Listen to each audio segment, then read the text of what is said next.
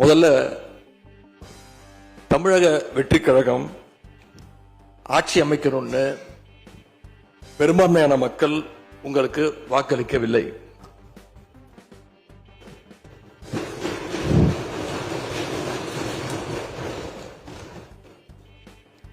நடந்து முடிஞ்ச சட்டமன்ற தேர்தலில் பதிவான வாக்குகள் சுமார் 4,93,25,000 வாக்காளர்கள் வாக்களிச்சிருக்கிறாங்க. தற்போதைய ஆளுங்கட்சிக்கு வாக்களிச்சவங்களுடைய எண்ணிக்கை எவ்வளவு தெரியுமா? 1,72,26,000 தான்.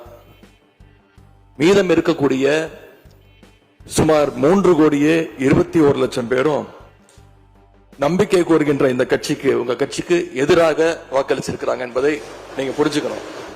அதனால இப்ப ஆளுங்கட்சிக்கு வெறும் 106 இடங்கள் தான் இருக்கு.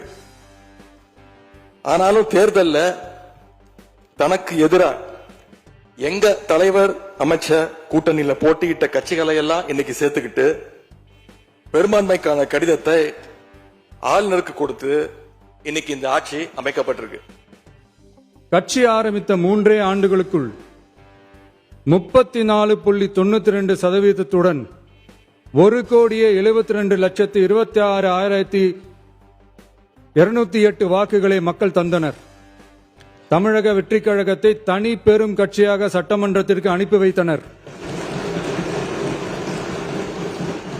கட்சி ஆரம்பித்த 3 ஆண்டுகளுக்குள்ளே மிக மிக சிறிய அளவில் ஒரு நூல் இழைவில் தனி பெரும்பான்மை கொஞ்சம் தள்ளி போயிருக்கிறது.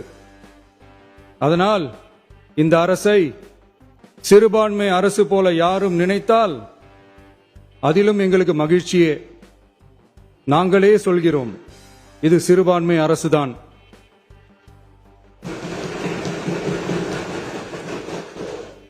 சிறுபான்மை மக்களுக்கான பாதுகாப்பை உண்மையாக நிலைநாட்டும் அரசு.